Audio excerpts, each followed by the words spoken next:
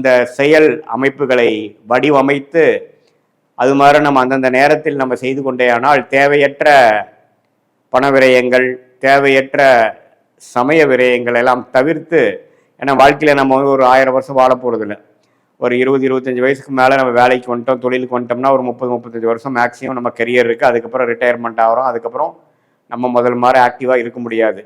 அந்த 30-35 வருஷம் எது மாதிரி தசாபுக்திகள் போய் கொண்டிருக்கிறது பொறுத்து தான் நம்ம வந்து பிரச்சனை இல்லாத வாழ்க்கையை நோக்கி போகிறோமா அல்லது பிரச்சனையை நோக்கி போகிறோமாங்கிறது தெரிஞ்சுக்கணும். அதை தெரிந்து அதுக்கு தகுந்த மாதிரி ப்ரிகாஷனரி விஷயங்கள் பண்ணோம்னா நம்மளுடைய பிரச்சனைகள் நாம் வந்து தேவையில்லாமல் அதிகப்படுத்தி கொள்ளாமல், எப்படி மழை பெய்யும் பொழுது கொடையை பிடித்து கொண்டு நம்மளை நாமளே கொஞ்சம் பாதுகாத்து கொள்கிறோமோ, அதே போல் இந்த சயின்டிஃபிக் வேதிக் அஸ்ட்ராலஜி முறையில் நம்மளுடைய கர்மாவை தெரிந்து கொண்டு அது எது மாதிரி விஷயத்தை காமிக்குது, நம்ம என்ன பிறவி பயன் என்ன, எந்த ஒரு விஷயத்துக்காக நம்ம பிறந்திருக்கோம், எது நமக்கு நேச்சுரலாக நல்லா வரும்,